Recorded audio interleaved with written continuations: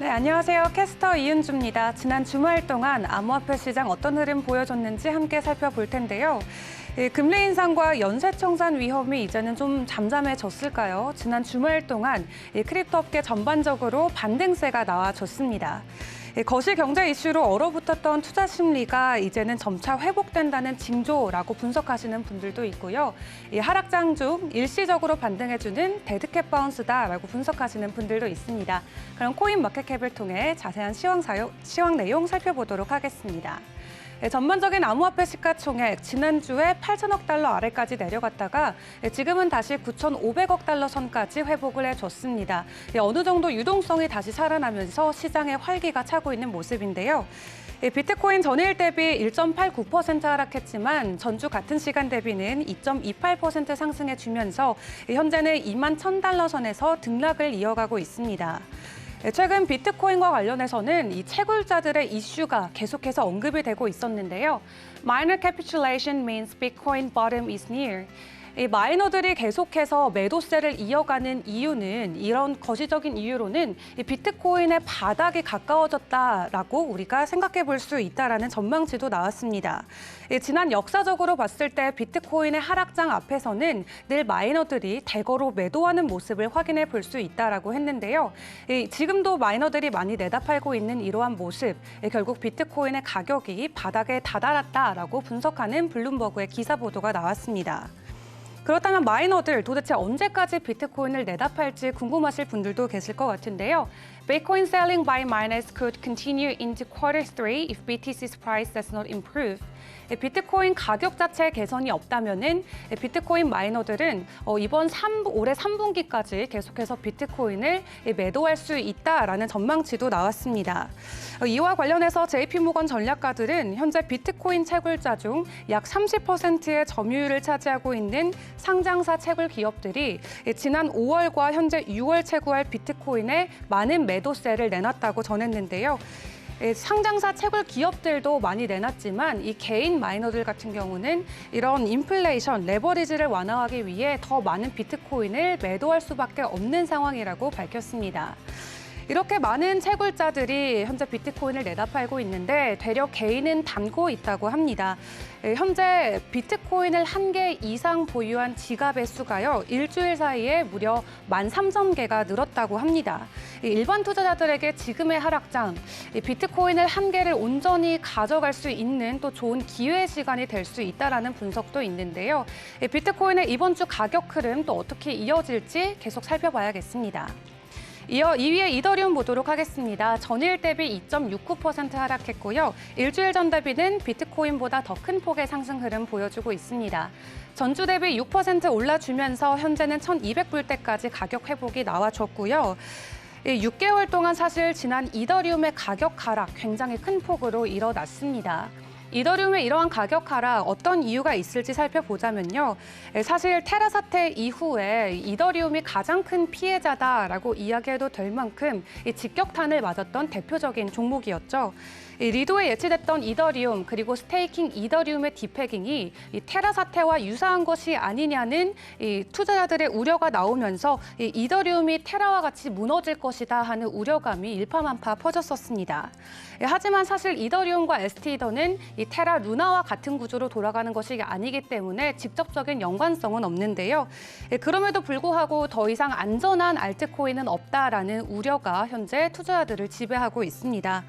또 코인 시장의 은행 역할을 해주고 있는 이 디파이 플랫폼들이 하나둘씩 무너지기 시작하면서 결국 이더리움에게까지 그 화살이 돌아가고 있는데요.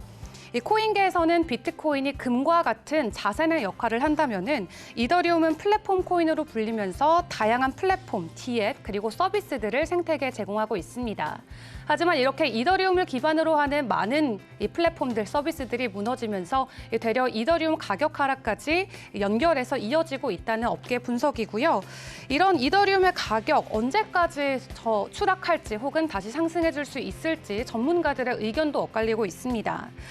지난해 기록했던 사상 최고가 대비 이더리움 현재 74%가량 하락한 수치인데요. 최근에 암호화폐 애널리스트인 케빈 스펜스는 이 기술적 관점에서 분석을 해봤을 때 이더리움의 가격이 향후 140일가량 추가 하락할 수 있다라고 전망치를 내놨고요. 반대로 마이크 노브그라츠 같은 경우는 앞으로 이더리움이 $1,000 선 안에서 추가적으로 반등해줄 수 있을 것이라며 긍정적인 가격대를 내놓기도 했습니다. 현재 이더리움 1,200불대 거래되고 있는데 사실 올해 이더리움의 가장 큰 호재가 아직 남아있죠. 오는 8월에 이더리움의 2.0 메인넛이 본격적으로 출시가 됩니다. 작년부터 지금까지 지속적으로 이 네트워크 간의 병합을 유지하면서 이 머지 업데이트가 일어났지만 이 오는 8월에 최종적으로 이더리움이 2.0으로 성공적으로 출시를 한다고 하는데요. 이 해당 기술적인 업데이트가 이루어진다면은 이더리움 가격에도 굉장히 큰 폭의 상승이 일어날 수 있을 것이라고 투자자들은 기대를 하고 있습니다. 이어 3위의 테더 큰 변동성 없이 가격 1불, USDC도 $1에 고정돼서 거래되고 있고요. 5위의 BNB 거래소 토큰입니다. 현재 234불에 거래되고 있습니다. 6위에는 리플 같은 경우 전일 대비 1.73% 하락했지만 전주 대비는 두 자릿수 상승세 보여주면서 상위 시가총액 10개 종목 중에는 큰 폭의 상승 흐름 보여주고 있습니다. 리플 같은 경우 최근에 론칭했던 이 숨이라는 월렛에서 프로 베타 버전을 출시를 했는데요. 이 해당 소식이 전해진 이후에 14%가량 가격 상승이 일어났고요. 또 지난주 방송을 통해서 리플이 현재 캐나다에 본사를 만들고 있다라는 소식 전해드렸죠. 이와 관련해서 리플의 CEO인 브래드 갈링하우스가 만약에 현재 SEC와 진행되고 있는 이 소송, 미등록 증권 판매 소송에서 리플이 패소하게 된다면은 아예 사무처를 미국에서 캐나다로 이전하겠다라고 강력하게 이야기하기도 했습니다. 방송을 통해서 리플이 캐나다 토론토 새 사무실 이전한다는 소식 전해드렸었는데 현재는 캐나다 사무실 같은 경우는 이 개발자들을 위한 사무처로 이용되고 있죠. 하지만 만약에 이 리플 승소와 관련해서 이 결과가 좋지 않다면은 아예 본사를 옮긴다는 소식까지 전해졌습니다. 이어 8위의 파르다노 에이다 보겠습니다. 전일 대비 1.62% 하락했지만 전주 대비 1.5% 소폭 올라줬는데요. 이 에이다 같은 경우도 바질 하드넷 네트워크가 일시적으로 현재 출시 예정일이 밀렸습니다.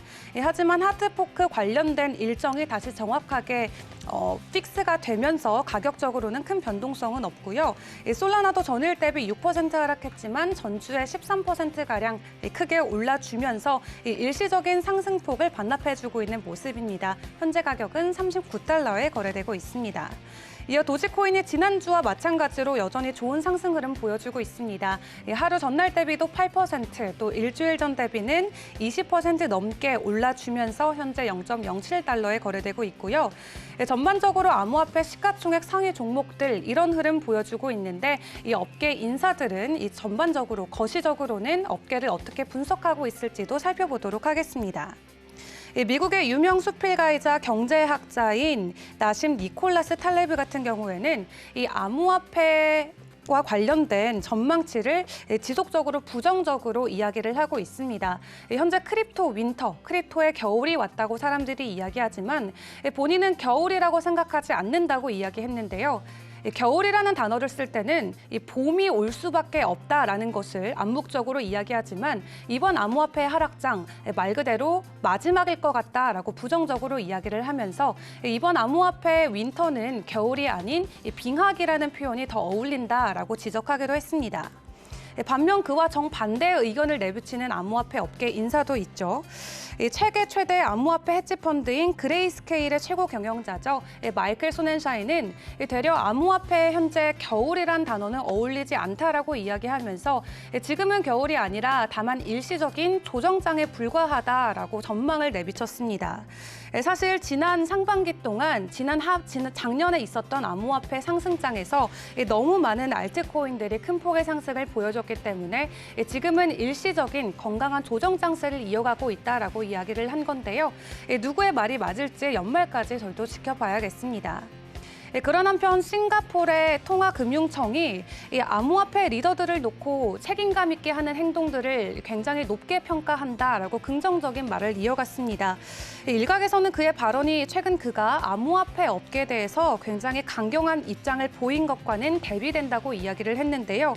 불과 며칠 전만 해도 이 암호화폐와 관련된 불법 행위에 대해서는 싱가포르는 가차없이 강경한 대응을 이어갈 것이라고 경고한 바 있었죠. 하지만 최근 있었던 테라 루나 또 셀시우스와 같은 이 디파이 청산 사태와 관련해서 이 암호화폐 업계 리더들의 행동이 얼마나 책임감이 있는지를 다시 한번 깨닫게 됐다라고 칭찬을 하기도 했습니다. 그런 한편 바이낸스의 CEO인 창펑자오가 이 암호화폐 규제 금융에 나서겠다며 지난주에 여러 암호화폐 업체들을 검토 중이라고 밝힌 바 있었죠. 바이낸스에 의하면 현재 규제 금융 관련 제안을 50건에서 100건 정도 받았고 검토 중이다라고 이야기를 했습니다. 전반적으로 어려운 상황에 있지만 그럼에도 여전히 다시 봄이 올 수 있을지 저희도 기대하는 마음으로 지켜봐야겠습니다. 지금까지 전반적인 암호화폐 시장 상황 전해드렸습니다.